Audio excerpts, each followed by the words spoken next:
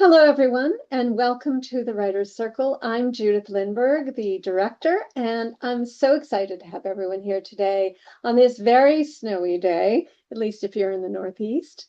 We are here and very excited to welcome literary agent Kate McKean, who's talking to us today about how to write it through, staying creative and consistent in tough times. Kate McKean is a literary agent and author. She works at the Howard Morhaine Literary Agency in Brooklyn, New York. She earned her MA in fiction writing at the University of Southern Mississippi. Her work has appeared in Poets and Writers, Electric Lit, Catapult, and her first book, How to Write It Through, An Insider's Guide to Publishing and the Creative Life. I hope everyone has already bought a copy, but that is the core of the topic today. And her picture book, Pay Attention to Me, will be coming out in May. She also writes her newsletter, Agents and Books, at agentsandbooks.com, which is honestly where I found out and got to know Kate's work and have taken a lot of great advice and comfort from her wisdom in that newsletter. So let's get started with Kate McKean in tough times. Kate? Hi, everyone. Thanks for coming. I was going to say thanks for coming out in this cold weather, but luckily we're all in our homes and our cozy places. As you can see, I'm in my incredibly organized and not chaotic office. And I only have my graduate school diploma here because I found it in a closet, not because I need to prove to you all, but it's just waiting to get framed, and I haven't done it yet. Anyway, I'm really excited to talk to you about this subject today because Judith and I were talking earlier about how, the webinars where it's like how to write a query letter, 20 steps to get published guaranteed, like all of those are some of the big flashy ones that, everybody wants to sign up for. And that's great. I love that information. I want everyone to have that information. That's literally why I wrote this book. But this kind of topic is so much more important for a writing practice and a writing practice that can lead you to success if that is where you're going. And you don't realize that. And I think it's a little bit kind of like trying to tell your kid to not wait till the last minute to do their homework. Like they're not going to listen. Uh, and none of us listened. And they have to mature into it and find out that, oh, there's my kid. Hi, kid. Bye. No, bye. They just came home. So, sometimes you have to get to a place where you can hear this kind of information. And I hope that this will get you to this place sooner rather than later so that you can incorporate this into your practice and actually have practice. So I'm going to try to do the thing where I share a screen to give you my presentation. Oh, and I will say that if you have the how do I write a query letter questions too, we can talk about those. We'll have plenty of time for Q&A. So those are not off limits. I'm just glad we can talk about this too today. So I'm gonna make this happen. Always Okay, available. this is fantastic. Okay. Oh, right. Hello. Welcome to our presentation today. So today we're going to learn how to forgive ourselves when we are not or can't be creative. We're going to tune into things that work for us and not others. And we're going to grant permission to ourselves and to others to be creative even when it doesn't feel like a priority. And I kind of feel like this, like maybe it will be a little bit of therapy today. I'm not a therapist, but if it helps, it helps. So I want to talk about a creative practice, and I know that probably all of you have read The Artist's Way and or bought it and mean to read it one day. And so I know that she talks a lot about creative practice, and I think that it's wonderful. You can do that one. But there are so many ways to have a creative practice. And I think that the most important thing to do is practice it. So I have always kind of shied away from the word creative because in my very Capricorn mind, it is like flighty art teachers who are like late to class. And like that is it makes me very anxious to be like that. But there are so many ways to be creative that, and you can still be on time to things. But I, so it's made me think about what is creativity for me. And I really think that that's one of the most important elements to figuring out what creative practice looks like to you. And I think that we are all looking for this thing, like the mode that works, the plan, the 12 steps, the 45 steps, the two step, whatever it is that someone can hand us. And that's great, but it often doesn't work. So the point, I think the number one thing we have to remember is that a creative practice is practice, and you're not going to get it right the first time. And you're going to have to go through things to find out what works for you. And of course, nothing comes out perfectly the first time. We understand this in so many different ways, but we forget it when we're writing or we are trying to create that creative practice or say, okay, well, I'm going to write 500 words every day. And okay, but the first time you fail, that might derail you. And that's not how practice works. Practice is failure, and you just get back up. And part of that too is practicing flexibility so that if you can't do it on Tuesdays, then maybe you just write 500 words every day of the week except for Tuesday, because Tuesday's the day you can't do it. And that's fine. And so in that, I know that a lot of people also feel like, well, if I give myself a break, I will, I'll completely go off the rails. But you can practice committing to yourself, which is by saying, okay, well, I did mess up or I didn't do my 500 words on Tuesday. I'm going to do it again tomorrow because I'm practicing committing to myself.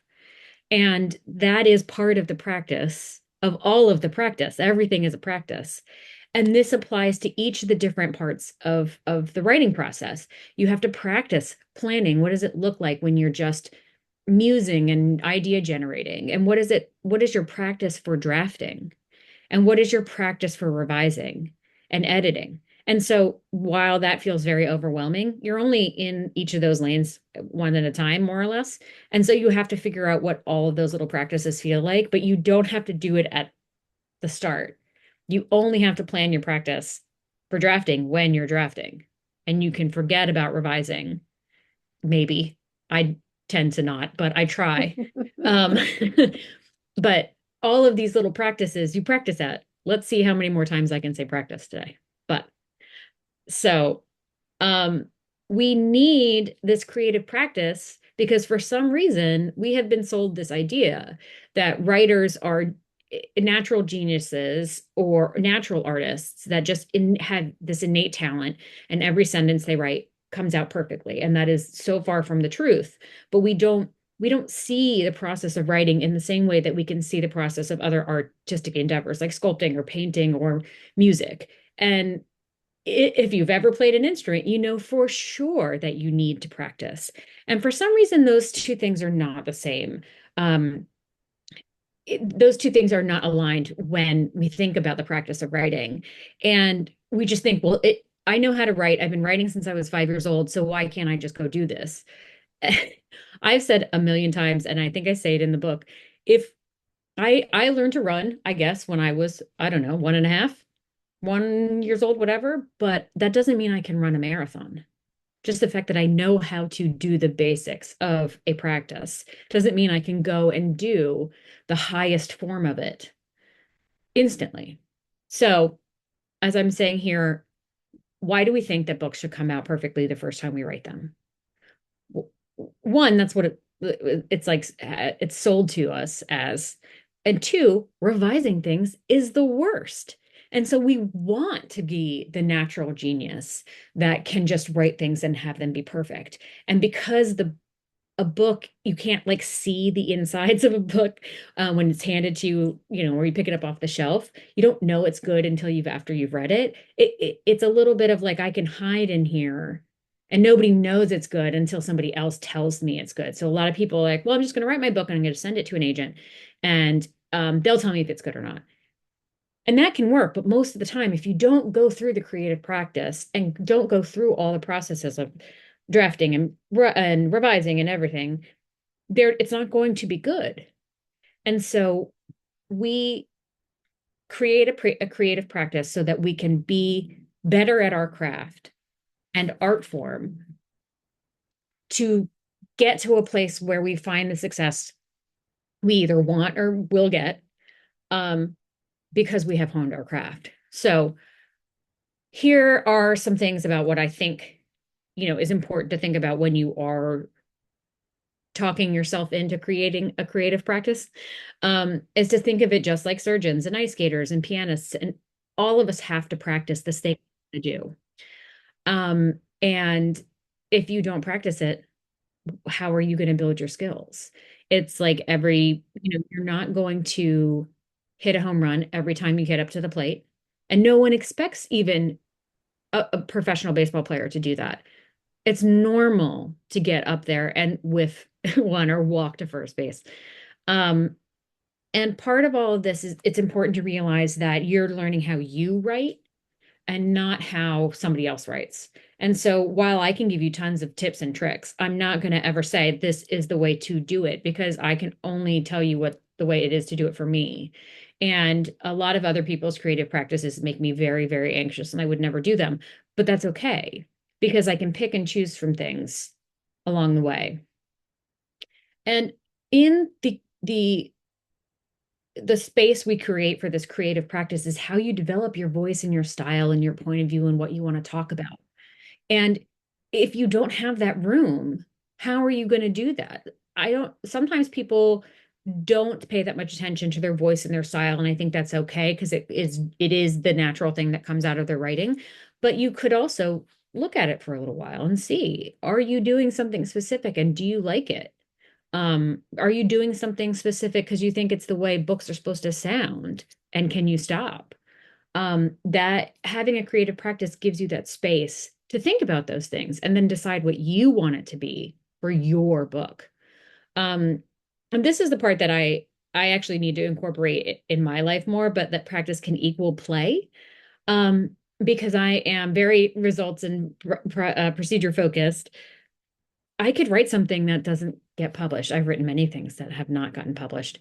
But I can intend to do that. I can set out to write something that I have no intention of ever getting published or trying to publish for fun. And it is weird for me to say and to think that. Um, but I can. And a lot of people do that every day. And it is something I want to incorporate into my practice so that I can explore different things and see if new ideas come up, or find out that I hate writing in the third person or whatever the thing is. And you can do that too. And I'm giving you permission to do that. And a lot of people do that with fan fiction. They're like, well, I'm going to go write this Star Trek thing and just have fun. And like, I've never done that and I want to do that. Why should I not go do that? So I would then consider that part of my creative practice. And part of the practice, in the same way of like learning scales on the piano or whatever, it's like the scales do kind of get easier until you hit that one you just never can play right. It Your practice can make things easier, but it is not necessarily going to make all writing easier. Writing, I don't think, ever gets easier. It just gets easier to tolerate the discomfort. Because, and this is the kind of things that my therapist have told me, but it's like, discomfort is normal, and you just kind of have to go through it, and and it won't be the way it feels forever. And I think that that's one of the ways that we learn from our creative practice, is that the practice of it, doing it again and again and being like, yeah, well, when I sit down and I look at the blank page, I am uncomfortable because it is not fun. And then 5 minutes, 20 minutes later, you're in flow and you're writing and you're like, oh yeah, I don't feel that uncomfortable anymore. Oh, I got over it. And the more times you do that, the more times you can get to your desk and look at the blank page and say, yep, this is a feeling I do not prefer to have, and then you can get over it. But I think that comes with practice. It is not a matter of willpower or smarts or any innate quality. It's just, oh yeah, I've been here and I didn't die. I can do it again. So, all right. So, how are you going to create your creative practice? And you're going to do that by trying different things. And this also is a part of the process that makes me anxious and uncomfortable because I want to sit down and be like, great, I'm going to do A, B, C, and D, and I'm going to do it tomorrow and every day for the rest of my life. And great, I have figured it out. But again, that doesn't work for everyone, and it doesn't even work for me. And so I have to learn, and I encourage you to learn to be like, okay, well, I feel like if I was going to make a creative practice, I feel like I would work better in the morning, and give myself short goals and then allow myself to stop.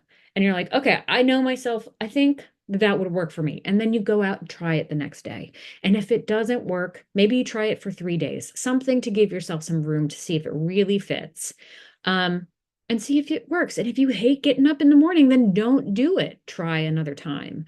And give yourself this room for imperfection because in all practicing, there is imperfection. And I had this teacher, I think maybe in sixth or seventh grade, who was very precise and controlled and a perfectionist.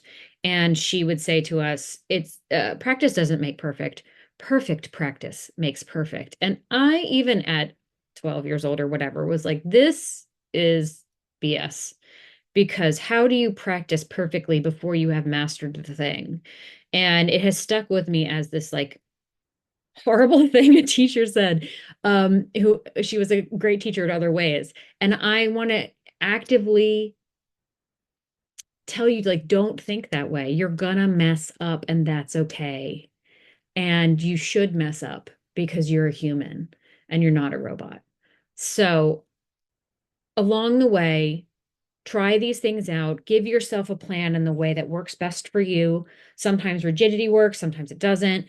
And allot the time to figure it out. I'm going to talk a little bit about magical writer's math in a little bit, but you can't wake up tomorrow morning and be great, I'm going to figure out how to do this for the rest of my life or for this entire book without fail because we don't know how everything is going to go even outside of the crazy climate we are in our country, but you have to give yourself some time to figure it out, and you're not going to know instantly what is the best practice for you, and that is okay.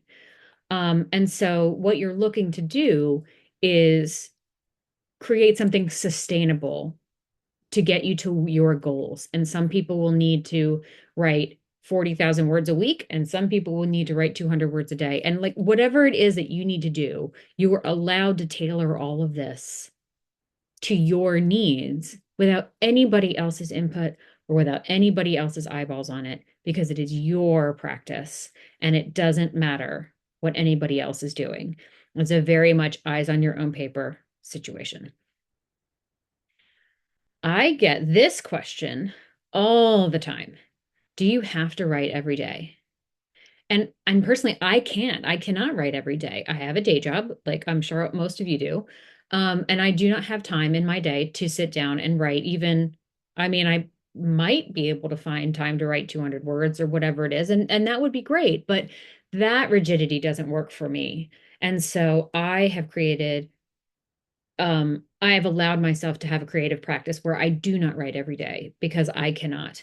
But you might be a person who needs that reminder every day of your creativity, who needs to touch their book every day so that it stays top of mind.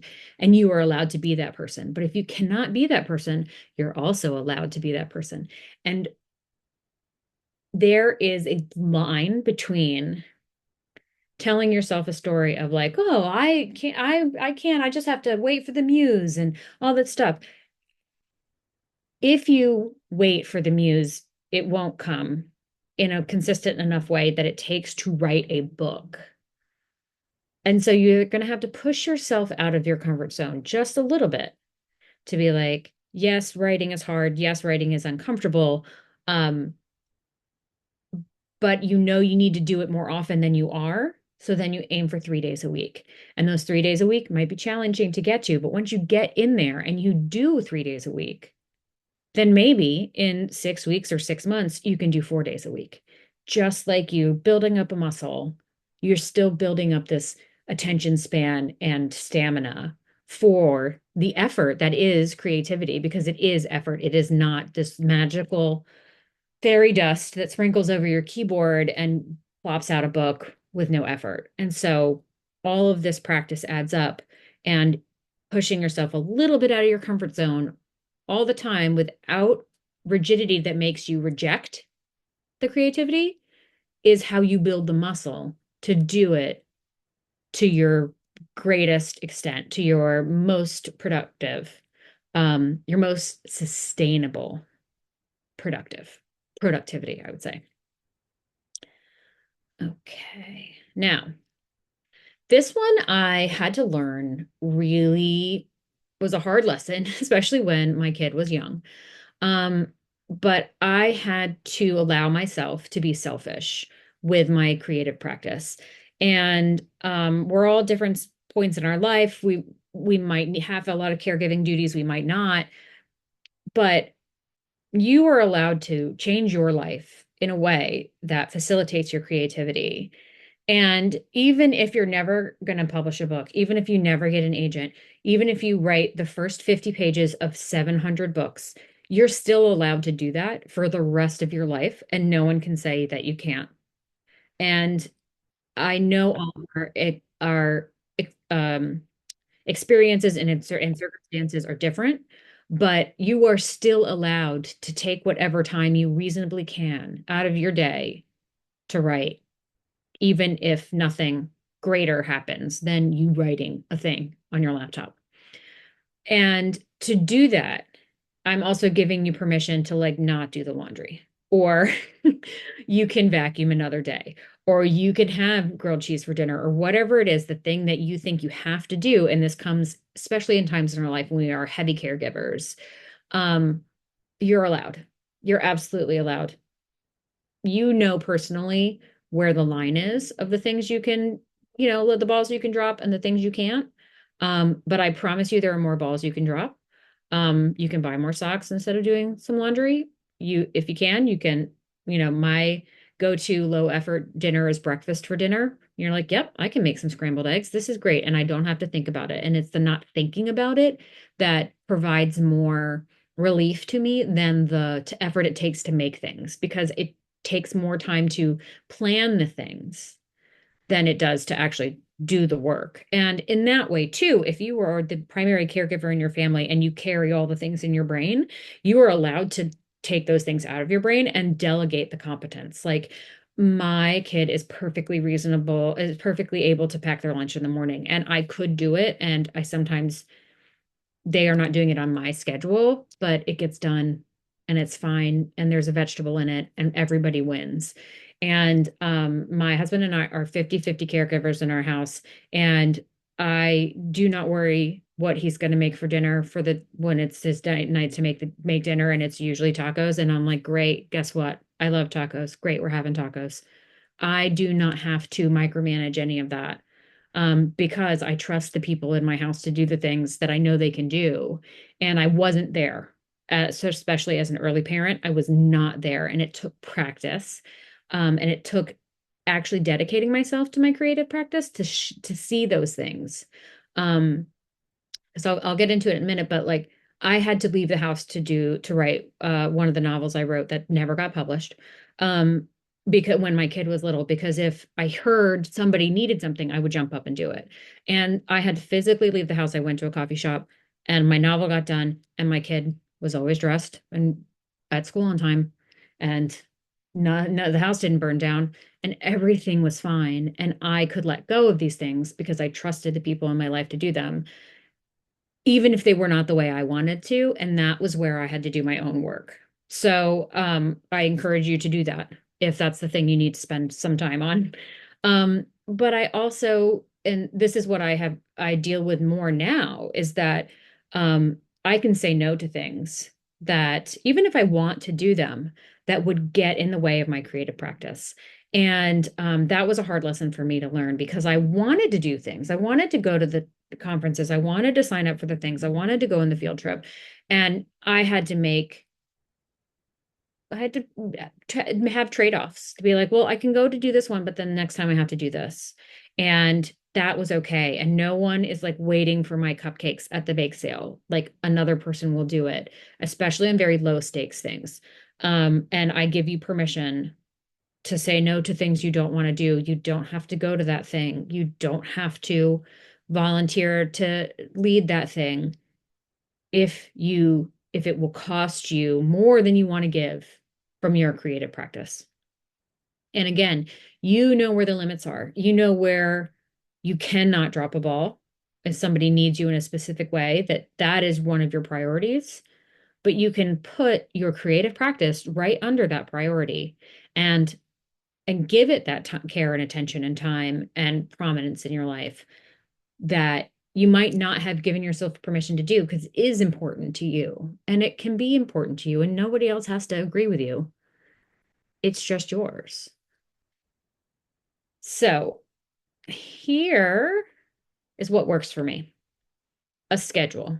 As I've said, as you can probably tell, I like a certain order and I need to know what is coming up and how I can arrange the rest of my life around it. And so when I was writing, it would have been my third novel, none of which have gotten published, which we'll talk about. Um, I was out of the house in the morning, 2 to 3 days a week at the coffee shop, and it was Kate writing in the family calendar on the Google Calendar. And it was something I had discussed with my husband. He was on board. He would have never not been. And it was all reasonable. And even those days that it was hard to leave, especially when my kid was small, you know, I wanted to stay and cuddle a toddler and things like that. But I knew I would A, do that later, and B, I wanted to prioritize this writing time because I wanted to finish the novel. I also wanted to get it published, but that was out of my control, and that is fine. But I knew I had to have a regular schedule so I could say, okay, I can't go to this meeting on Tuesday morning.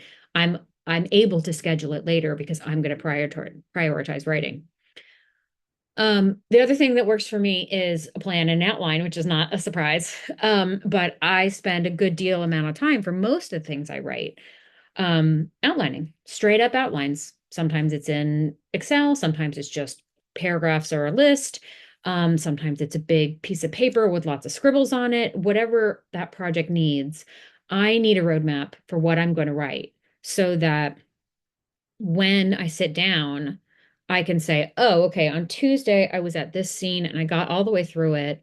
And so now the next scene, they're in the ballroom and it's almost midnight on New Year's Eve. And I can go in and I can write that and write that and write that. And the mushing it together, or the connective tissue or all that stuff can come later. But I know where I need to go. And that really, really worked for me in writing right through it, especially in nonfiction. It was very easy to be like, okay, well, this is the chapter on query letters, and this is the chapter on publishing, and this is the chapter on editors, or whatever it was. And I was able to really lock in and be like, great, I'm going to write this section today and that and the other. And it, of course, does not always work that well with fiction, um, but it can. And I want to give you permission to spend the time that is thinking and planning that counts as writing, even if the word count doesn't go up. And that was a hard lesson for me too, because the sign of productivity was number go up.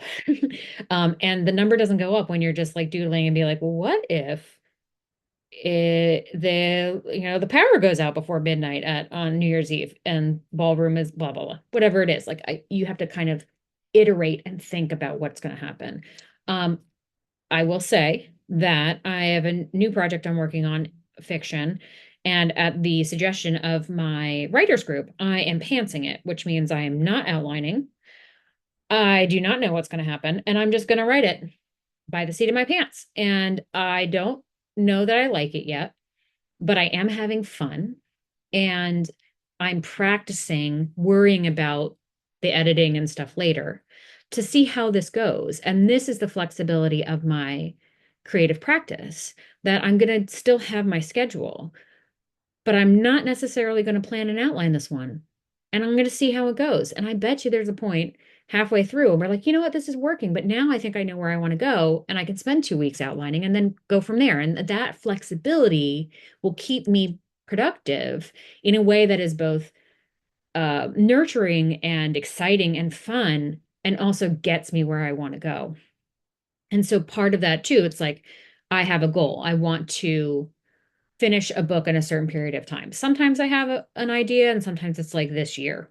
Sometimes it's very specific. Um, I know that as a writer, I can write pretty fast when I know where I'm going. And so I'm like in my brain, yeah, I could write a novel in 5 or 6 months if I had the time. But then I add another 15%, maybe 20 to that timeline to give myself the flexibility for my over ambitious nature. And I actually do the same thing for my clients. Um, when my client, well, part of the conversation when you sell a book is like, okay, well, if it's not done or you have edits or whatever, if it's nonfiction and it was just a proposal, how long do you need to write the book or draw the book or whatever? And if my client says 6 months, I'm telling the publisher 9, because unless this is the author's 17th book and they really know what they're doing, everybody thinks they can do it faster than they can. And so I extend that kindness to myself to be like, well, I can write a book that fast, but it probably isn't the best way to do it. And so I'm going to give myself a little more time. I also, in different times in different writing, like when I was writing one of my novels, I did go to that coffee shop every Tuesday and Thursday. And it was a very specific thing. I didn't have to think about it. They knew me there. I was very comfortable. It worked. And so that is where I kind of put my writer brain. And I've done other things where I have not had this specific place, but I had the specific materials I needed. It was this particular notebook and this particular file and this particular thing where I could be more mobile and work at a coffee shop or on a retreat or wherever. But it was a certain kind of stuff that I needed for the book. And you're allowed to have it be different for each project you do. And I also, so I really love a gadget, and oh, I don't have it in front of me. But I have bought all the things that you could buy to increase your productivity, all kinds of different little tools and keyboards and all these little things, and some of them have worked. I've written a book on iPad and with an external keyboard. I've done laptops, I've Google Docs, whatever it is. And the thing I'm using right now is a fold out keyboard that kind of opens like a book, and it was maybe $30 on the internet, and it connects by Bluetooth, and I am writing in a Google Doc on my phone, and that right now is working. And I don't have to worry about whether that is going to be how I write every book going forward. This is just what's working now. And I will figure out what the next book needs next time. So here are the things that don't work for me. If rigidity does not work. If I have to say I have to write 500 words every single day without fail, I no, I just want to, I can't, that kind of like adverse, there's something, I can't think of the word for it, but it's like you tell me I have to do it and I'm going to say no, I don't, thank you very much. um and so I know that I can't be that rigid. But I also know that I should make a plan, and with that inherent flexibility, and then I have to practice getting back up and doing it again the next day. Be like, okay, well, I did miss my Tuesday. It had a good reason. I'm not a failure. I'm just going to get up and do it on Thursday. And then next Tuesday, make sure I'm at my desk. And so that was a practice that was both physical and mental. I had tough love does not work on me. You, the threats being like, oh, you're not going to do, if you don't get to your desk and do it, then blah, blah, blah, blah, blah. Never worked for me, never worked for me as a kid. I know that I can't use like bullying tactics on myself to make me write. I cannot write at 2 in the morning. I cannot stay up all night. I cannot do my creative work at the end of the day. I know personally I do it and I'm better in the morning, and I can't leave things to the night before. If I'm writing, like I just wrote an article for Poets and Writers, and I had it on my to-do list for like 5 days before it was due, because I had gone through my creative practice, the planning and all those things, and then I had to just do it. But even if I knew it was only going to take me an hour and a half to write, and I could have done it on Tuesday, do Wednesday, that would not produce the best results for me because I'd be too worried about the deadline. So I have to do it on Monday and then let it sit and marinate for a little while, read it over again before it's due, and then edit and send it. Um, and that has, if I had known that in high school, um, I think that maybe I would have had a better time on my essays.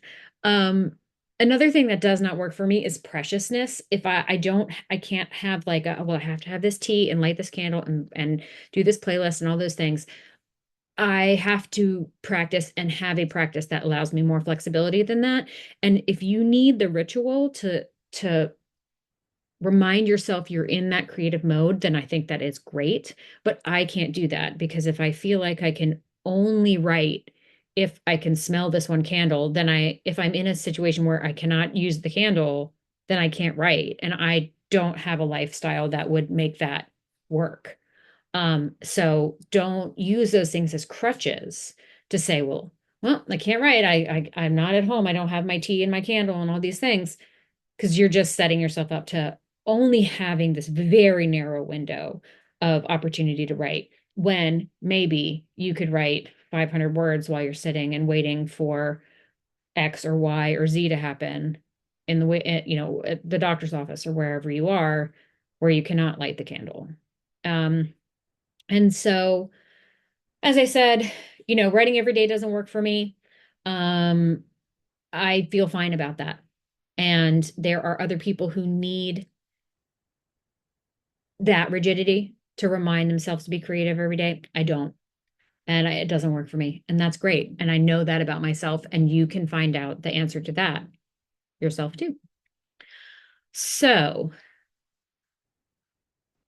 you have to tune into what you need. And it is really hard um, to hear yourself sometimes, to really allow yourself to think, what I know what I'm supposed to do, but what do I want to do?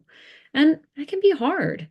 And so, in trying to tune into yourself, creating that practice by jumping off of other people's ideas is a good idea. So you can say, you know what, Kate does Tuesdays and Thursdays. Let me see if that works for me. Oh, it doesn't. Okay, I'll do Mondays and Wednesdays. Or I'm going to do just Saturday and Sunday because those are the days that I can do it. And that is fine to go through that, even in a course of an entire month, to figure that out. That is how you tune into what works for you. Um, Please resist.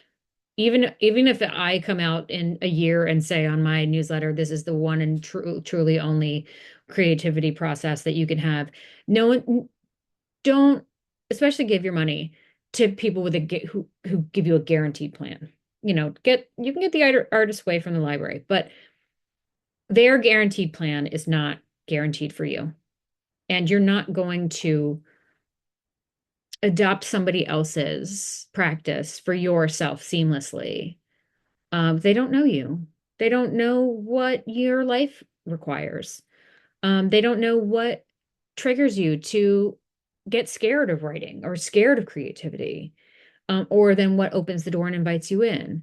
And so I think that these prepackaged plans, and guaranteed plans and two quick tricks and all those kind of things is an off ramp from the uncomfortable feelings of trying to figure out what you want to do, and what you need, because that work is uncomfortable and hard and annoying.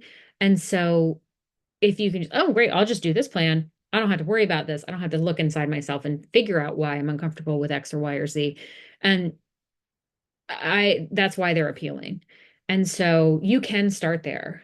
But if it is not working for you, you are not the failure. The plan just doesn't work for you. And so you just try stuff and you see how it feels. And you try stuff to see if it's effective. It might feel very good to say, okay, well, I'm going to write 3 days a week. And I'm not going to pick ahead of time what those 3 days are. But by the end of the week, I want to have my 5,000 words or 2,000 words or whatever it is. And maybe that's your plan. And it's great. You do that for a month. And how many times did you hit that 2,000 words? If you didn't, then that plan is not effective. And so you should try something else. And then the next month, you can say, great, I'm always going to write on Mondays, but then I have a flexible day. Did you get to 2,000 words? Maybe, maybe not. Maybe that's the thing that works for you. So you are allowed to figure out what you need to do, and you're allowed to give yourself time to figure out what those things are. So this is kind of the tough times part of the webinar where, you know, it's scary out there right now. And I know that a lot of people are like, well, why would I spend my time doing this thing that might never get published or isn't important in the grand scheme of things or is just my one story and, it doesn't matter. And you're right. In the grand scheme of things, a single book written by a single person usually doesn't matter in a global sense, and that is fine because that's true for everybody. But it can still matter a lot to you. And when it matters to you, it can matter to your immediate family, your immediate community. And so you're allowed to do these things, even when the world is going to all kinds of bad places. Obviously, you're taking care of the things that have to be taken care of. Obviously, you're taking care of your safety and your family's safety. And you're allowed, but you're going to do those things because, of course, you are. Why would you not? But after that, you're allowed to take that time to do your creative practice, even if there could be more important things that you could be doing. You could be phone banking, you could be writing postcards, you could be doing whatever the things that you need to do in your community. You can do those things, but you could also choose your creative practice and then do other things.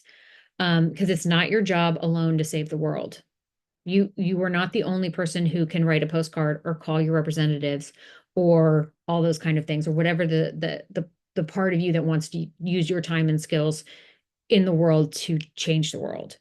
Um, you are not Superman or, well, I was going to say the president, but um, and so you can do your part and then let other people do their part, and together things get done. And it's not just everything resting on your shoulders. You can also work more effectively. So you can think about, okay, well, I have this many spoons in my life to give out and do things for. What do I have more of right now? Time, money, or skills? Okay, right now I have more money than I do time. So maybe I can give this money to a mutual aid and instead of the other activism work you're doing. Great. And then in 6 months, when you're at a different point in your creative process, you can reassess and do something else. And that is fine. You might be like, okay, well, I can't go out and do these things in the world, but I know how to build a website and I'm going to go do this for this group. Great. These are the things that you can do according to your skills and according to your spoons to the effort you have to give things out into the world, but without depleting everything that is that could feed your creative practice and feed yourself. And I really suggest if you want to do the most impact in your community is look into mutual aid networks. These are places where it's just like, hey, you can Venmo somebody $50 or $10 and they can buy diapers for somebody who needs them in your community. Like these very specific little things that actually help real people who are around you. And it feels great. And it is easy and impactful, and it can do both of the things you want to do in your life. Um, Outside of a physical things in the world kind of doing, you're allowed to not read the news sometimes, honestly, all the time, but you are allowed to protect your time and your headspace from the incursion of the horrors that would deplete your creative juice. And you are allowed to turn off your phone, or I mean, I suggest we all do that, but I find it very effective to not have my phone in my bedroom when I go to sleep, because then I won't pick it up instantly the next morning. And maybe it's in the kitchen, or maybe it's in, the garage. Who knows? Um, and you're allowed to say, okay, great. I'm going to have my coffee. I'm going to write my 500 words, and then I'm going to look at the internet. And that is a perfectly reasonable thing to do because unless you are the mayor of your town or whatever, and Mom Donnie, if you're here, welcome. Thank you for joining us. You are not the linchpin that is keeping your community together, most likely. And the world is not waiting for you to repost this article or not. And so you are allowed to create a bubble around yourself to protect your creativity. And then when you have reached whatever goal you want to do, go out into the world and engage with it in the way that you can or need to. And that's it. You're just allowed to do that. Um, I hope that you give yourself permission in this way. So even when things are not the best, you're allowed to take care of yourself and you're allowed to take care of your community in the most effective ways that allows for both of those things to happen. And that is okay. And it may change over time. There might be a time where you give up your creative practice because you need to be boots on the ground with your community or not. And that is how life works. And that's how we live a life. So, um, a friend of mine, the writer Glenys McNichol, whose latest book, I'm Mostly Here to Enjoy Myself, is a fantastic memoir about how she just goes to Paris and has the best time in the world and how you're allowed to do that, even if you were a woman of a certain age. It is so good. But we were talking one day and she said, no one's watching the clock but you. And that both it to both of us were just like, wow, it's kind of groundbreaking to think about that. And I know that all of us have had that feeling of, oh, I should have had a deal by now. I should have had an agent by now. If you had told me when I was 20, whatever, graduating for my MFA, that I would not have a book published until I was 46 years old, I would have just fallen on the floor and been like, well, what a failure. And that's not true. I'm not a failure, but I had a preconceived notion when I was 20, whatever, that my life would go a certain way. And that didn't happen for many reasons. And I'm glad. But no one cared.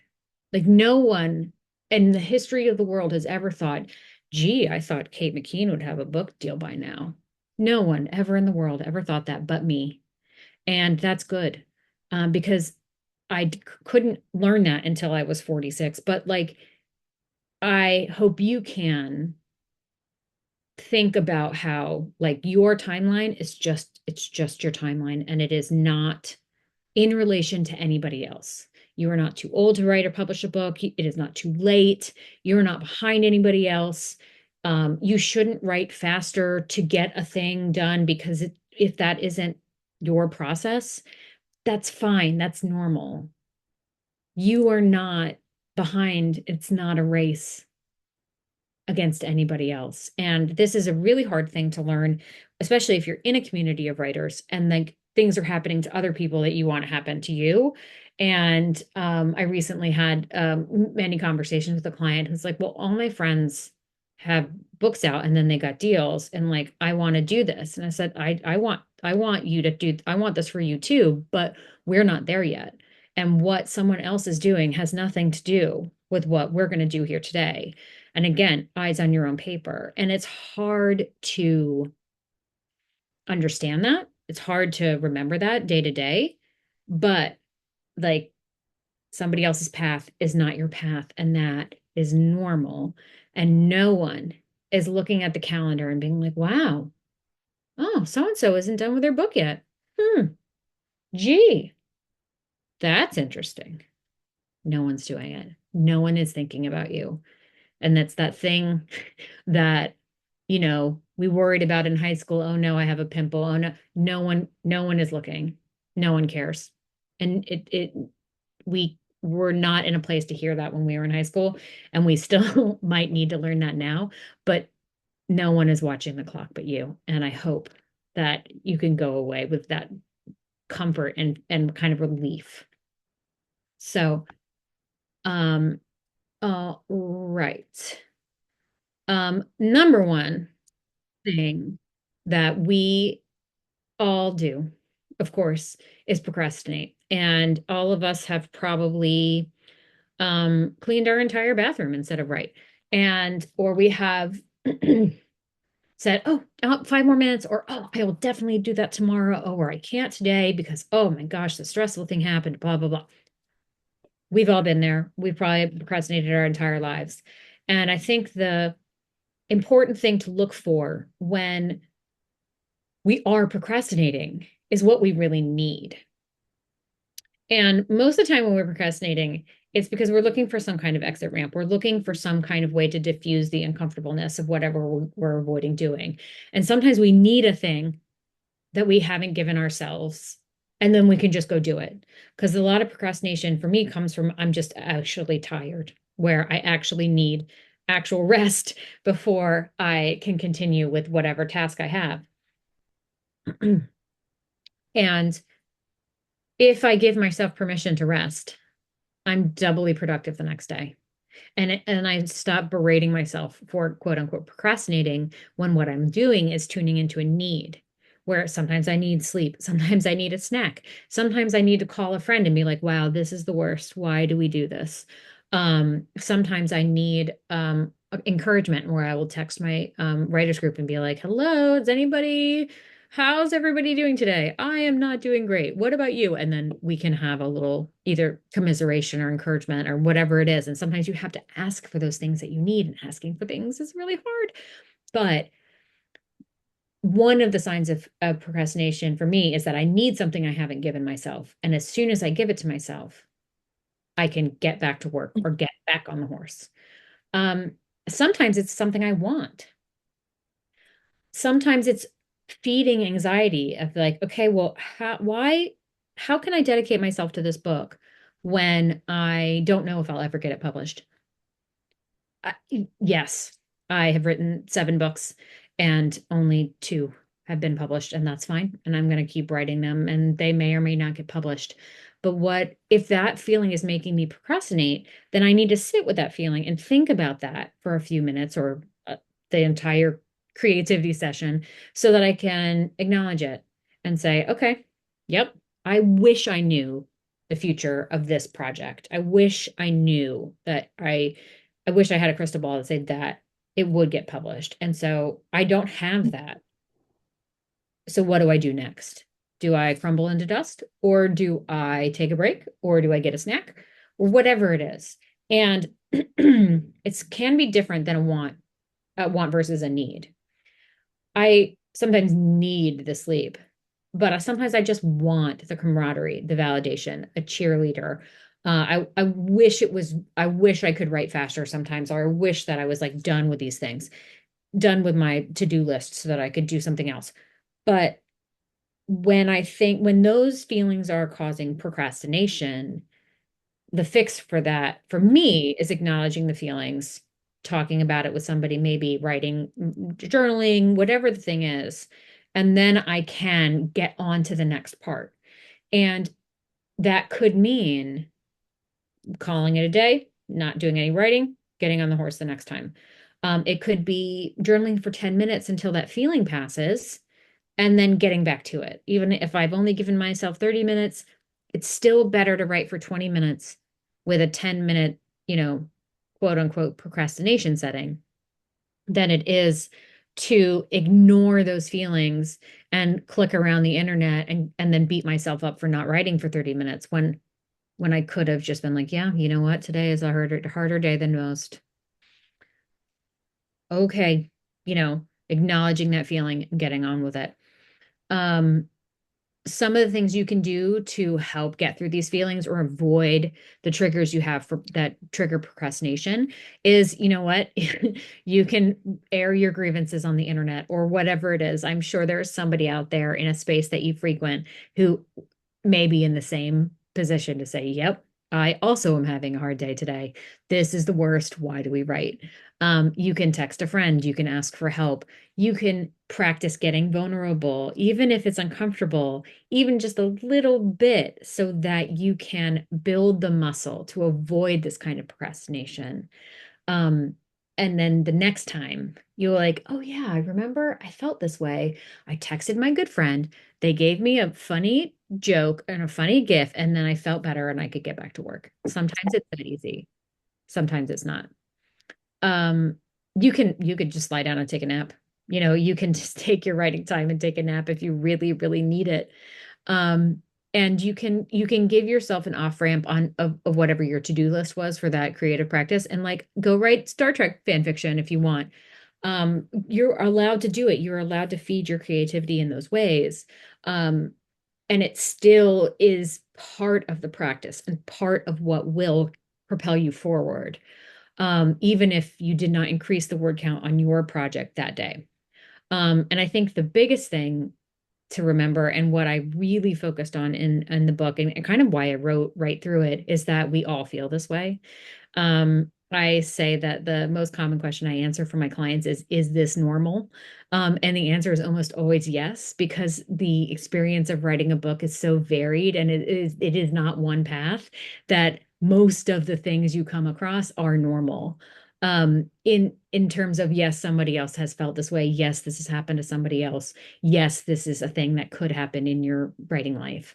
And yep, that's just it. And you are never alone in whatever bonkers feeling you have as a writer. Someone else has absolutely felt that way too. So we can plan all the want. We can go. Oh, yep, and there's my first typo. Flexible. Flexible. Yep, I knew there was going to be one. Anyway, there on the side. There's always one. So we can do all this planning, we can do all this practicing of our practice, and then we have to practice staying committed to it. And the way you can do that is all of these ways that we'll talk about. So you can make your plan foolproof, fail-proof. You want it to be as simple as possible so that there aren't these ways that you don't have to have the candle, you don't have to be in the specific chair, um, so that you can have the most success in sticking to your practice. So you want to make it as simple as you can. You want to make it fun so that it is enjoyable to do. You're allowed to use the nice pens. You're allowed to put a sticker on a chart every day that you write. You're allowed to, buy yourself a specific candy to have every time you do it. Whatever it is, you're allowed to have those treats or those special things that work specifically for you to keep yourself committed to your practice. I use the nice paper, use the good journals, use the stickers, whatever it is, you're allowed, and I highly recommend it, because I don't know if you're like me, but I have 100,000 journals I like to buy, and I use them because it makes it more fun to do the work that I need to do. And so you want to make your plan flexible, but not too flexible so that you don't have these off ramps to procrastination. It is okay to have your Tuesday, Thursday practice, but that third week of the month has to be a Wednesday. Fine, that is good as long as you keep it a priority so that things keep moving. And you want to make your plan personal and so that you remember why you're doing it. And why we write is a very personal reason. And it's not going to be the same reason for me as it is for you. And you might want to be a famous millionaire bestseller, and that's fantastic. And if you want to put a picture of whatever writer makes you inspired in the back of your notebook so you can look at it and say, "Hi, Stephen King, thanks for inspiring me today," then do that. If you have a lucky rock, if you have a specific shawl to wear every time, whatever it is, without being too precious, you're allowed to keep those things nearby. And you want to remember that you're not writing a book at anyone. Sometimes I get a query letter that might be something like, my story was inspired by this boss who fired me unfairly, and it's about this worker who um, does this thing in his office and takes over the office and proves how right he was, and that boss, got fired or whatever. I call them axe to grind novels, and they happen, and it's okay. But those have like less grist, less heart than something that you're writing for your own personal reason, um, for you. Like you have to be your primary reader and motivation to write. And you're not writing to prove something to somebody else to say, ha ha ha, I finally did it, or you thought I couldn't, and blah blah blah. That that's writing for somebody else. It's not writing for you. And you want to keep you to the center of it because you're going to be the you could possibly be the only person that you please with your book, and that is fine. But you have to please yourself with your book, or then why are you doing it? Excuse me. So, one of the things that will open up a lot of space for your creativity to kind of blossom and continue and flourish is letting go of the certainty of anything, maybe everything in the world. Nothing is certain, especially now. Um, but if you are only writing because you want a specific outcome to happen, and it has to happen for this experience to be fulfilling, and that experience that outcome is completely out of your control, then you will be dissatisfied and you won't have a great time doing it because you can't control anything. You can't control anything in publishing. I can't control anything in publishing. I do not sell every book that I send out for a client. I, I could sell a client's first book and not their second book. And so there isn't this certainty, this door that opens when you get an agent, when you get a book deal, when you get whatever, when you hit a list, when you do all these things. None of it dictates future success forever. And actually, after I got the book deal for Right Through It, I had a conversation with a friend who was like, "Well, aren't you going to quit your job now?" And it's like, "Absolutely not. I cannot live off of my writing. I have rent to pay." And they said, "Oh, well, I figured like once you sell a book, you just sell everything after that." And it is just not true. It is absolutely not true for anybody. And as a 20-year veteran in publishing, I spent 19 of those years or so not published and about 10 of those years trying.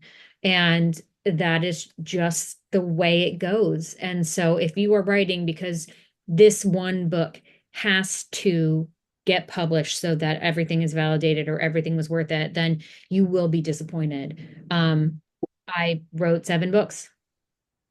And another typo. Oh goodness, guys, I'm so sorry.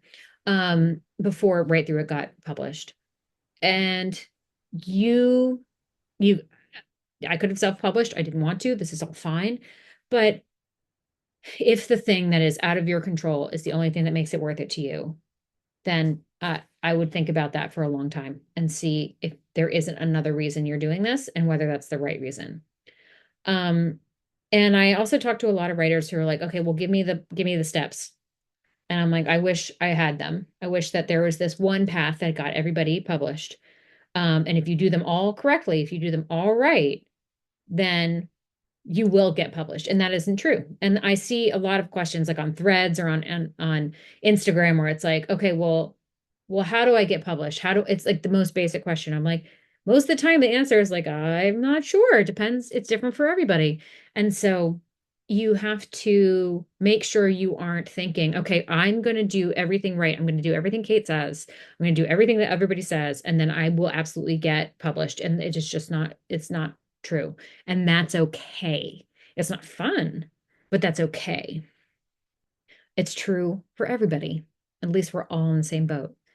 And here's a little bit of this magical writer's math that I was talking referred to earlier. So I know that I could write 1,000 words a day if I had the time and space and brain power. And so that means in 60 days, I could have a novel, more or less, 80 days. And that is a thing that could be true, but it won't be true. And that's when I add my 10 or 50% more time allotted so that I can actually in the real world accomplish a goal. And you have to make sure that you aren't doing that so that you aren't setting yourself up for failure. Because we are never maximally productive. We are not robots. We are not going to do everything perfect in our perfect practice. Um, so that in 30 days we could have 30,000 words. Yes, you can write it in a month, whatever, but it's never done on the 30th day. It's just written. And you can try those things, see if they work, but try not to fall into magical editing and writing math so that you then are disappointed that you didn't write 500 words every single day for the time period so that you could get to your writing goal. You're not going to do that. It's okay. Most people don't. All right. And so, as I've talked about, staying flexible for in your practice is going to be the most maybe productive, maybe the most beneficial thing you can keep in mind for staying on track. And remembering that it is going to change over time, and that is also normal. So, what is going to work for one book is not going to work for the next. And this is a thing that I've talked to a lot of writers about where they sit down to write their second book and they're like, wait a minute, I thought I knew how to do this.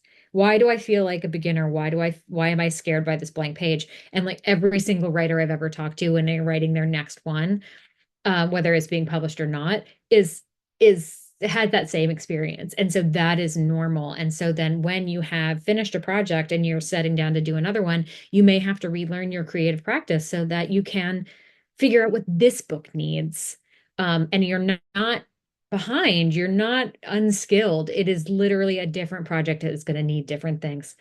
Um, and so also your life is going to change, and so will your practice. You might be you might be a teacher and your schedule is going to change every semester. And so then you won't be able to write Tuesday and Thursdays because you're teaching on those days. Or your kid is going to have a different day for tennis practice, or you're going to whatever that is. It is okay that it is cyclical and that you can be flexible semester to semester, year to year. You might have several years where you have more intense caregiving duties, and they're like, well, I can only write on Saturdays for this time period, and that is okay. As long as you are still committed, you will still reach a goal, um, even if that's going to look different than how you planned it. And I think that as we practice writing and staying creative, you start to realize that you can actually do a little bit of work in 15 minutes, that you can get those 150 words down or whatever the thing is. You can plan that next scene in the school pickup line, waiting for your bagel, riding the train, whatever it is. You can also do the other work of reading and writing that fills your creativity, like listening to an audiobook when you're working out. Or, if you're walking down the street and you have an idea, you can dictate it into your phone. All of these things can help you, and you have most of these tools at your fingertips. And if it works for you, then you can do it. And you're allowed to find those things and to say, oh my gosh, I realized I could do this thing on my phone. And it makes such a difference. And it's okay to have discovered that 5 years into your practice. It doesn't matter. If it works for you, you can use it. So this is what I learned, and we're coming up close to question time, so get ready. Um, these are the things I specifically learned when I was writing right through it. Um, I still felt like I had no idea what I was doing about halfway through. Um, I wrote a couple chapters for the book proposal that I did, and then I had to sit down and write chapter 3, and then I was like, oh, wait, how do I do this again? And even though I've read 100 million book proposals, I still thought, how do I do this? And that was okay. And I didn't, it didn't feel great. But I knew that I would figure it out. And this was just some kind of moment of panic. I also got halfway through my manuscript and thought it was the worst. I was like, why would I ever write this? Who is ever going to care? What I can't possibly be correct about any of this. And I got over that. And then at the end, I felt that way again.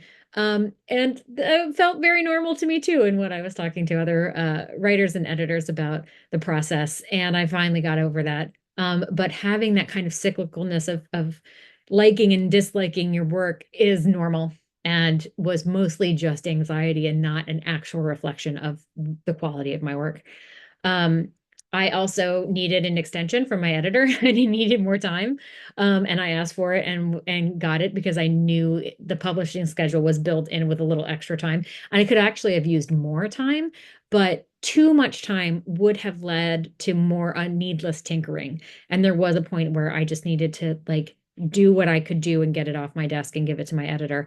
And I could have always used another 2 weeks. I think we all could always, all the time, but there was a limit to what I could allow myself and what the publisher could allow me in terms of the tinkering with the book. I also, when I got my editorial letter from my editor, Stephanie, it was the nicest thing I had ever read. And it wasn't because I had done everything perfect and there was no editing needed. Of course, that was not true. But she was so nice and it made me up my game in terms of how nice I am to my clients in my editorial letters. And while I've never been mean, I grew up in the South, I can't be.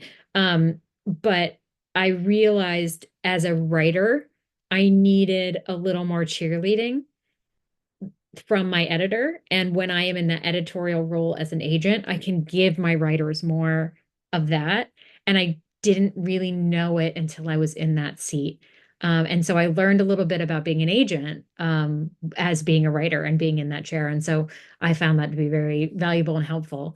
And I also, on a kind of very practical level, like obviously outlining had been very important to me, but I also did a reverse outline. And I am not a person who came up with this concept, but I took a chapter and I wrote down what I wrote in outline form so I could see that, oh, wow, chapter 8 had 52 bullet points and chapter 9 had 26. And that is not balanced and needed to be more balanced. And so reverse outlining, even which I think I will do with fiction too, was very valuable for me in seeing what I actually wrote because sometimes the book is so big, you can't see the forest for the trees. And and now a reverse outline can really help you. And I also learned that the time it takes me to think about edits and writing is part of my overall practice and has to be there and counts. And I remember getting my editorial letter and being freaked out about it for about 2 weeks. And then I was like kind of too scared to start. And so then I printed out the manuscript that she had edited, not necessarily line editing at this point, but the developmental edit. And I went in and I put different colored post-its on the things that were like, this is an organizational thing, this is a structure thing, this is a rewrite kind of thing, whatever the major points of the note was. And then I did that for the entire manuscript. And then I never looked at those pieces of paper again, because it was the act of doing it, the kind of sorting it in my brain that was more valuable than the physical post-it notes. And then I was able to go into the digital file and start to do things. And that worked for me and that worked for this book. And it may or may not work for another book. So I'll find out. So now here are all of the places that I have written a book. I have written at my kid's tennis lesson. This was just the other day with my little full dog keyboard. I have written on trains and planes and automobiles. I have written from the couch on my phone with my thumbs. I've done in coffee shops. I really like a diner if you have a diner near you that where you can sit in for hours because one, you can get more snacks. And you get a big table sometimes depending on how busy it is. Um, I have thought about plots and writing while I was running. Also in the shower, there's always a good idea for some reason. It comes to me then.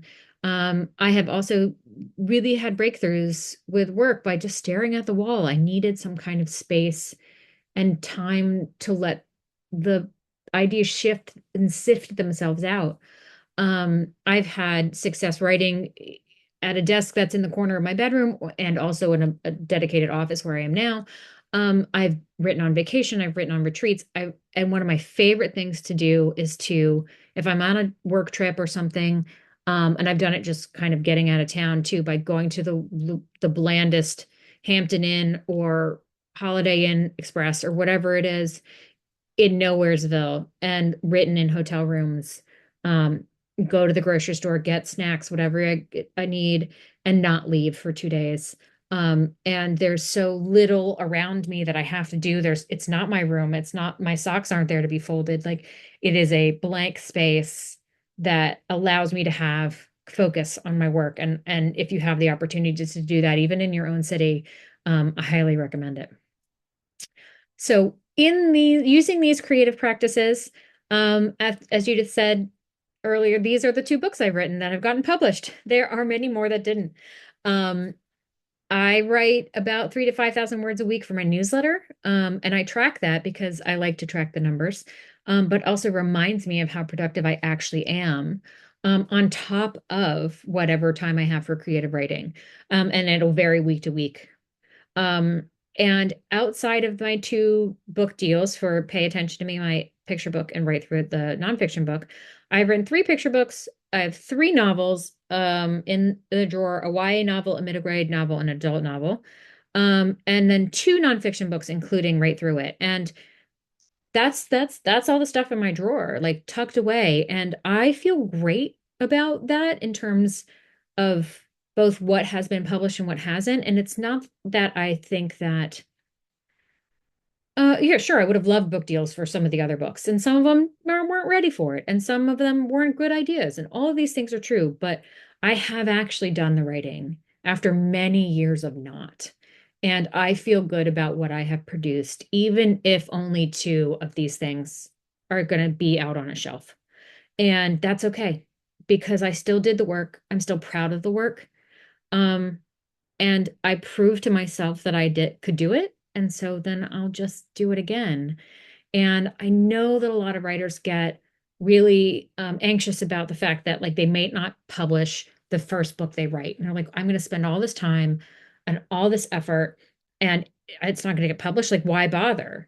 And that's fair. If you must be published with the first book you write, then and if you aren't, then you will have done all this for naught, then you're allowed to not do it. Like that's okay. If it's not worth it to you, I give you permission to stop.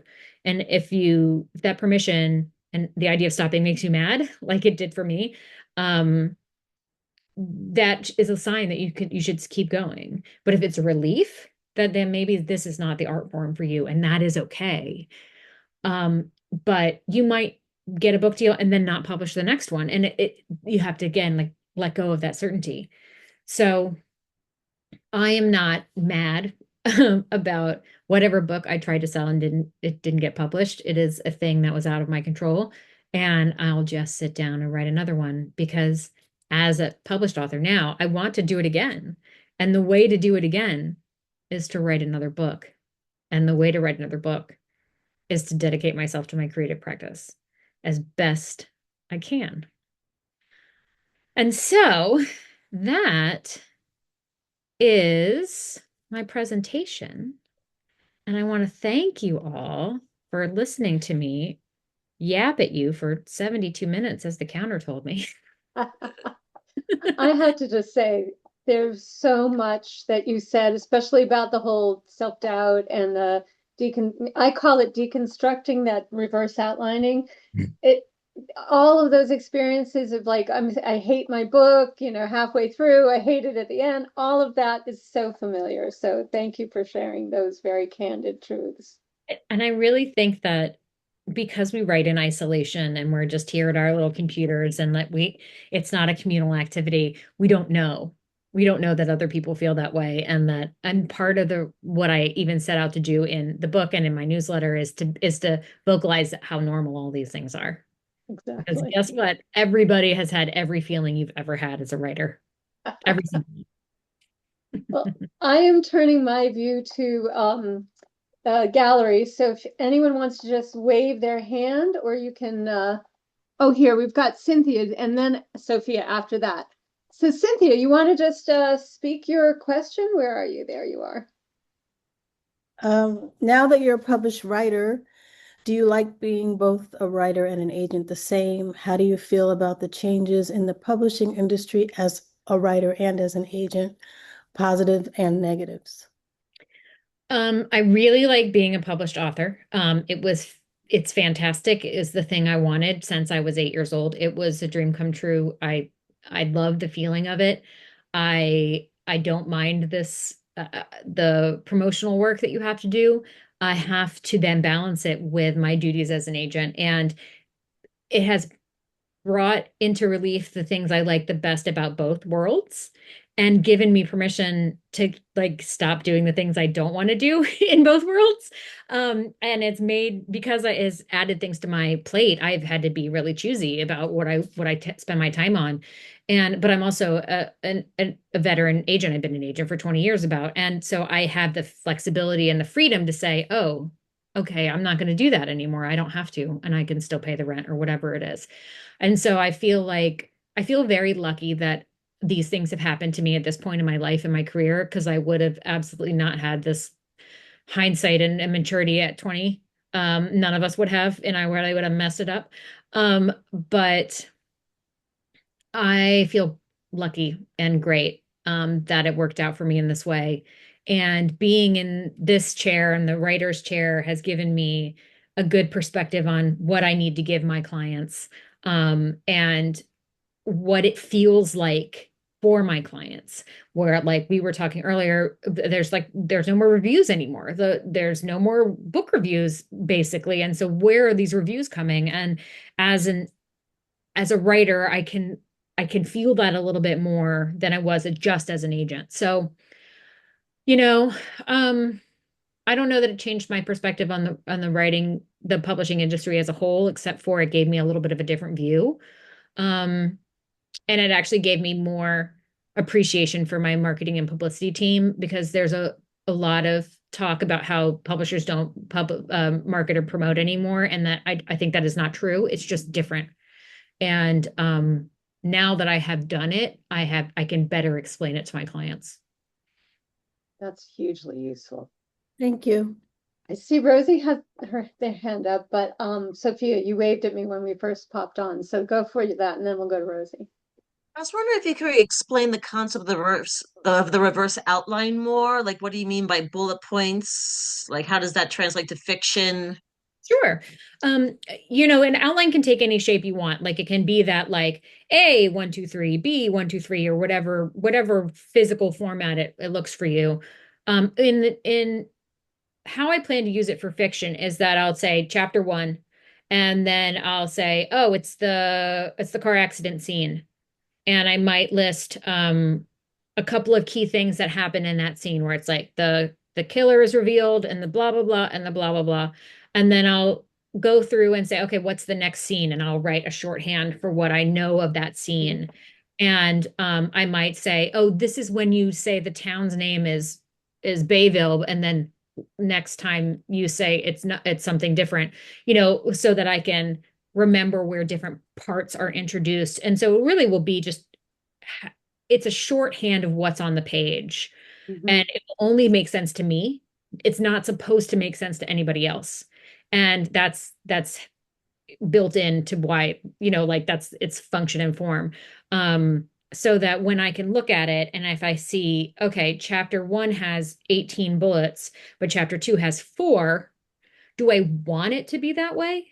Did I know it was that way? Do I want to try to make every even chapter short and every odd chapter long? Is that what I'm aiming for? And so in that process, I kind of get a bird's eye view of the book in whatever way makes sense to me. And then I can decide if that's how I want it to be. I did it on purpose, or if I did it magically and it works, or if I messed it up. I can figure out what to do from there. And Sophia, it totally works for fiction. I'm going to show you, you cannot read it. The disaster that is my reverse outline for the thing I'm working on right now. Okay. Color coded, whatever. Yeah, color coded. And there's arrows and diagrams because I'm trying to figure out how it all fits together, and it only makes sense to me. So it's a great technique.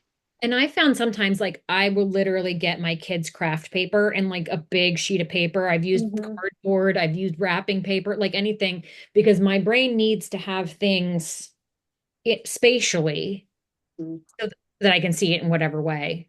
And then I may never use that piece of paper again, but I just needed to get it out. And like, it's allowed. You can do that if you want. You can get a big dry erase board. All right, let's hear from Rosie. Thank you. I wanted to just say, Kate, your book is awesome. It Thank was you. fantastic. I listened to it too. It's a really well done on the audio part. Thanks. I got to Um, record it myself. It was super fun. that's it's always an iffy thing when the author does that, but it was awesome. I loved it, and I listened to it all the time.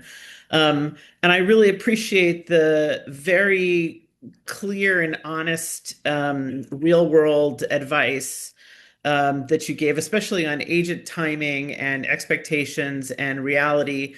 And it set me on like a plan path. I mean, my job right now, working on a debut at 60, is to make it as publishable as I possibly can, and then that's it. And to form my practice so that I can do it again, because I'm now just, after obviously I've written all my life, right? That was my favorite thing where you're like, don't tell me that in the query letter. That was beautiful because it's like all of it's been done, and I really appreciate you basically spelling out all the hard lessons you've learned and that you've suffered through having to read, right? And then I that's amazing. I feel more equipped having heard what you had to say, and I belong to a large group, a sort of a writing schoolish group where we do have agents come in, and I have to say your advice was the most straightforward, like, here's what you need. Here's not what I do, but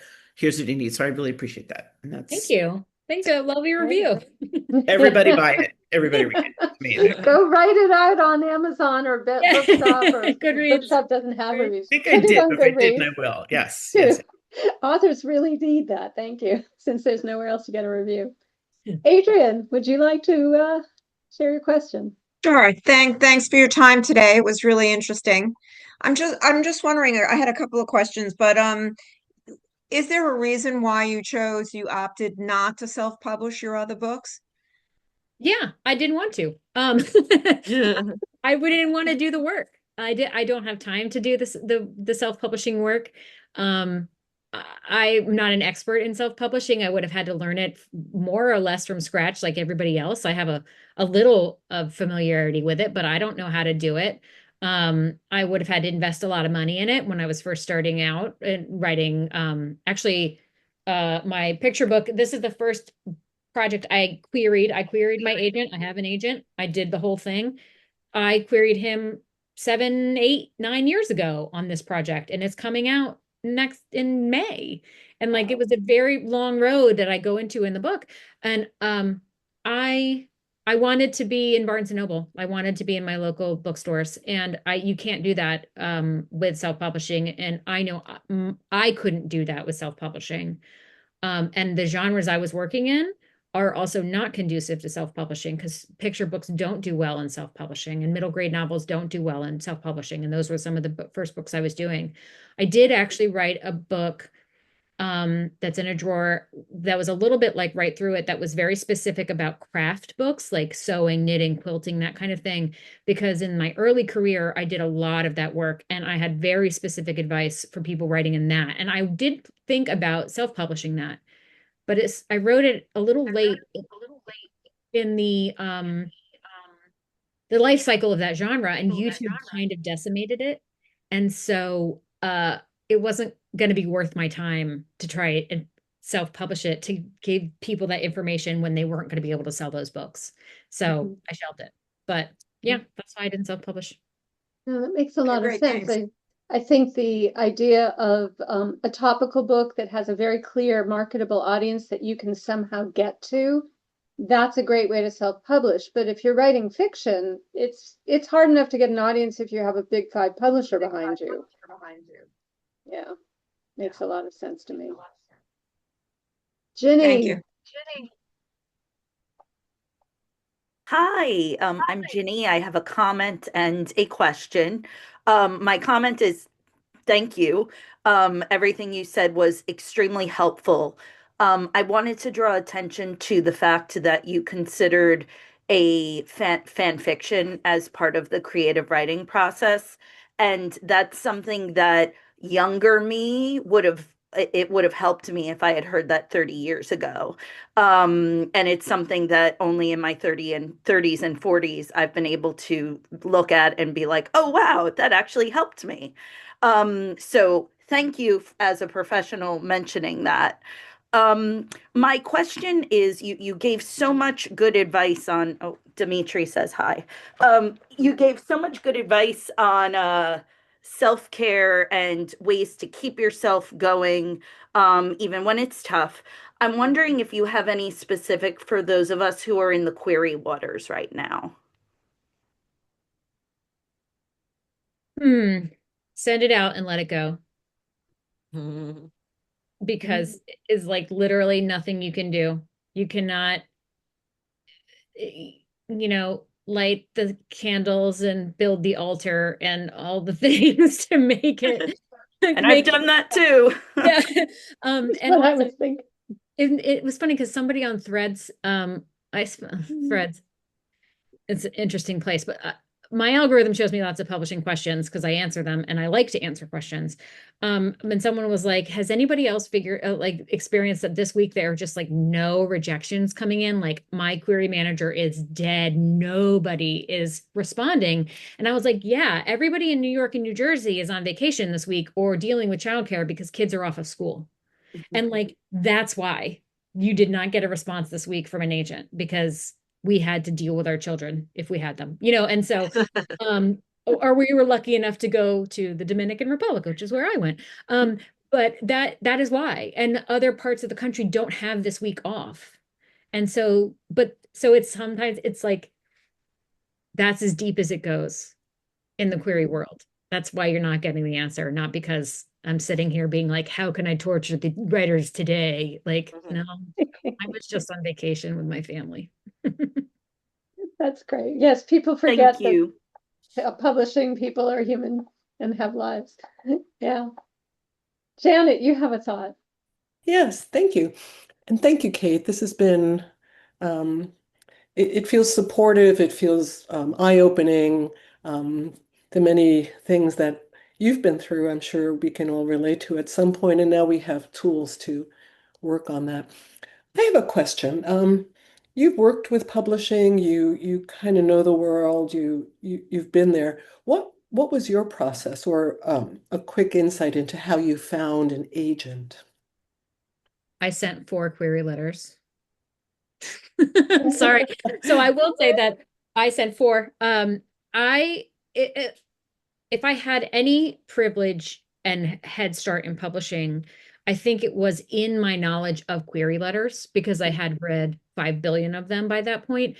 And I put my query letter for that for this book in right through it so you can see it. And it is not perfect. And I would change 50% of it these now. And I've written about that on my newsletter before. And so, but the major advantage I had is that I actually knew the people I was writing to. And so I knew that I knew who they were. I knew what they liked. I knew how to find out the most information for them. And that's where I had the most head start. And then after that, it was all bets are off because I did not get a book deal because I knew my editor. We tried to sell 5 or 6 projects before I even got a deal. I had lots of dark nights of the soul. So um, I was lucky in that way with query letters, but in at the baseline, it's all the same. I needed to Yeah. tell somebody about my book, and they needed to think they could sell it. Yeah. So when you're saying sending a query letter, that means an agent responds? Is that how it works? Oh yeah, there's a whole chapter on this in the book Okay, where I can look yeah, there. Thank you. yeah, Yeah. just Thanks so wait. much. Sophia, another thought? Oh yeah, just to circle back to what Jeannie said about the fan fiction. I know it has like there's a huge bias about it, but honestly, if you're feeling burnt out, I really would recommend it. I struggled a lot through burnout through COVID, especially, Yeah. and through now. And I just wrote a funny little weird thing where like I think it was Star Wars and they like met Dracula or something like that. It's just like a weird little nothing, and I just felt so much better just having to written Mhm. something and like I remembered, oh yeah, this thing is fun. Yeah. So like it's I think it's in the back of the napkin somewhere. It doesn't have to be important. It could just be fun. So if you guys are suffering through that, I highly recommend it. Yeah. And you can get self-published books in Barnes and Nobles. I was at Barnes and Nobles, and there was a writer who started as self-publishing, and her book was there, and she was doing a signing there. I don't know how she did it, but it's possible, but tough. It is, but you have to go to each one individually. Ah, Yeah, So she's in Yeah. that one, but that doesn't mean she's in any other ones. right. Because it's the distribution channels, that's the difficulty and the awareness. I have a question, actually a couple questions if people are willing to indulge me. Talking about the tough times, which I truly appreciated that particular conversation. I think in this moment politically, a lot of narratives and particular voices are being silenced where before they were being welcomed in a way that was historic in itself. How do you speak to that if one of the people on this call are writing about one of those topics that are now somehow being sidelined? And is there anything that you advise writers to deal with about that? Keep going because we're buying books for 2, 3 years down the line.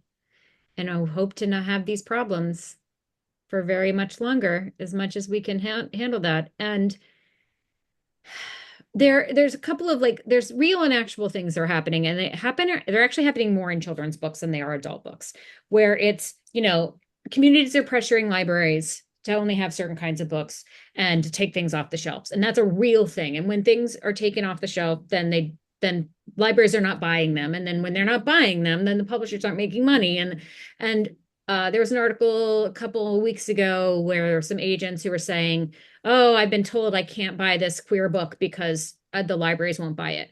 I actually know that agent. I know he's not lying. I don't totally agree. I think that the article blew it out of proportion because no one is coming to all of us agents and saying no more queer books. Like that's not happening. And if it was happening, we would all be yelling very loudly. But also, if the Texas Library Association doesn't buy a book, that's hundreds and hundreds of books that are not sold. Like literally just sold because libraries are the one of the biggest distribution channels for children's books. And so this is a very actionable thing that's happening in children's books, and we're doing everything we can to counteract it. And then we have to go through our actual government channels to get those things lifted so that it all happens together. But for adult books, we're not seeing the same. It's like the banned adult books are like 1984. I'm like, he's fine. It's not like I'm saying we should ban them, but I'm not really worried about the estate of George Orwell. And I also not, and the agents I know are not looking at a book and going like, ooh, this might make somebody mad. I'm like, I don't care. And so I don't evaluate books on that level.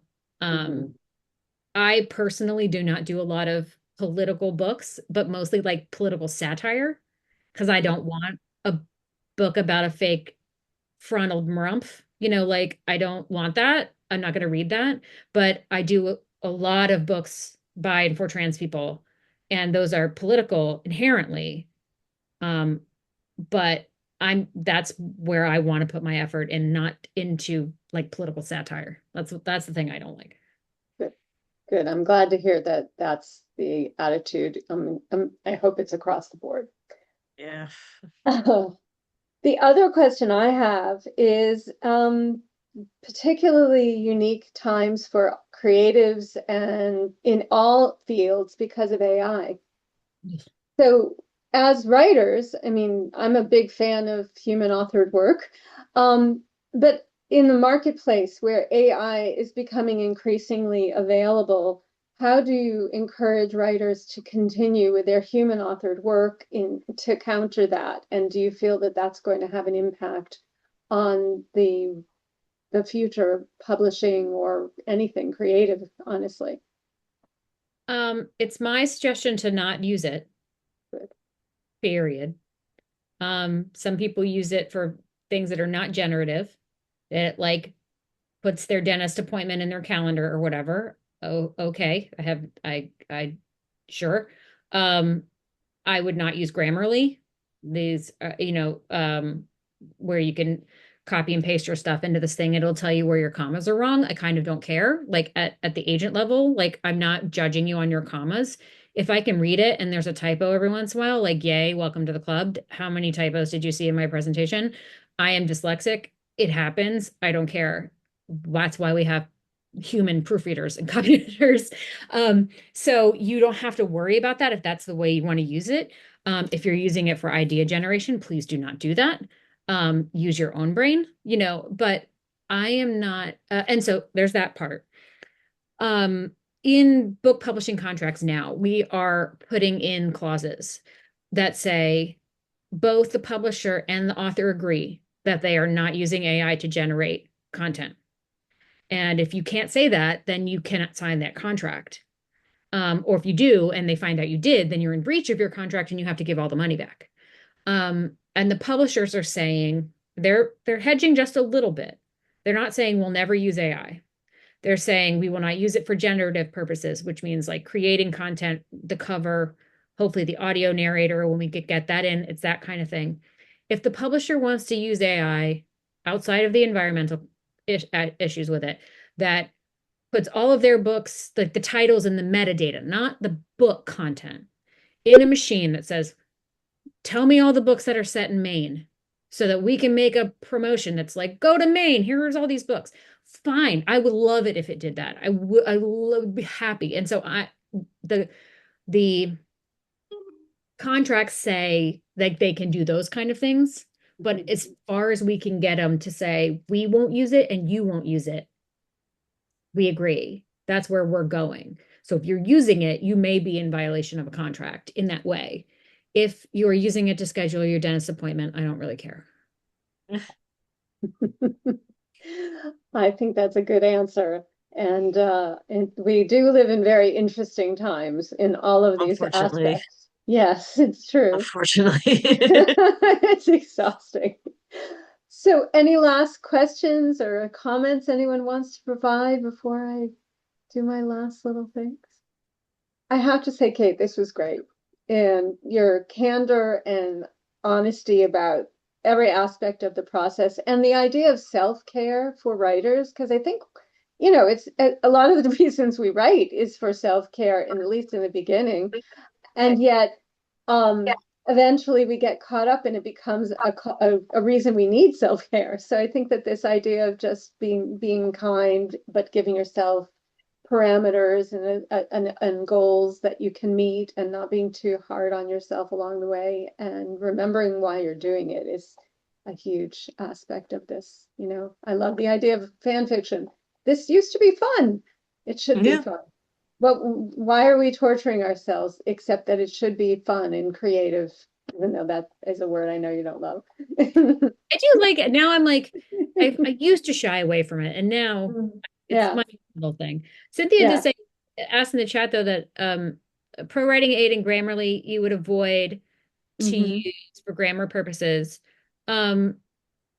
Okay, Rose saying algorithms, grammar. Okay, maybe they're okay to use, but also I think that like it's fine, like that your grammar is probably fine, and that like if you revise it to your ear and it's not perfect, it's okay because if English is your second language, like that is also, there are tools you can use that maybe you need that support. That's great, but like as an agent, I'm not judging you on your grammar unless I cannot understand what you're trying to say. And then that's a different problem. But like, I don't know where the commas go, you guys. I don't, and I'm okay. That's why I have a copy editor. And I'm dyslexic and I just do my best and that's good enough. And then I have the professionals come and help me. I love that. Yeah. And figure out lesser and fewer though. That's the one I know, learn when to use lesser and when to use fewer, and then you're okay. So let me just say, the writers are so happy that you guys all came. So many of you I've seen before and so many I haven't. We have a bunch of additional events coming up. If you are local to New Jersey on March 15th, we're going to be doing Meditation, Movement, and the Muse, which is a 3-hour workshop where we will be doing a yoga class, some mindfulness meditation, and creative writing to sort of find how your body and your mind can work together to release the muse within. That will be in South Orange. Then a month later, on April 12th, we'll be in Madison, New Jersey at the super adorable Nature Reading Bookshop. If you haven't gone there, go there. It's the cutest bookstore ever. And we are doing a poetry workshop called, no surprise, The Nature of Poetry. And that will be partly celebrating National Poetry Month and partly celebrating Earth Month. It will be taught by the award-winning and absolutely delightful Kat Doty, who has been with us for many years, and she can make anybody love poetry. So if you're not a poet, please come to that class anyway. And then on May 17th, we will be doing our spring mini retreat at Lord Sterling Park in Basking Ridge, New Jersey. That is a full day from, I think we start at 9 and we go to like 4. And we will have small breakout workshops. We'll have a little walk around the forest there. We usually invite our yoga teacher to come for that. And we also just give you a whole day to write in a truly beautiful, peaceful place. Even when it rains, it's a great spot, and we've had some wonderful times there. So do consider joining us on May 17th for that. And in fact, we have almost all of our schedule throughout the full year. So if you want to look at our fall events, there's one I'm still working on, but we've got everything scheduled out. Also, our spring session is supposed to launch tomorrow. If I can get everything together, our spring classes start the week of April 11th and go through toward the end of June. And we have classes in person in New Jersey, but also lots of virtual classes. So if you are not local or just don't feel like driving, you can take a look at those. And also our classes for kids and our summer programs and all of that is happening. So that's what's going on at the Writers Circle. I hope we'll see many of you again in the near future, in person or online. And if you haven't already run out to buy Kate's book, please, I think that sounds like a must-have for our writer's bookshelf and for our writer's sanity. I'm a big fan of writer's sanity because it's easy not to be sane. Yes. So, Kate, thank you so much. Thank you, everyone. Bye. Have a Thank lovely- you. Thank you. Bye. All right.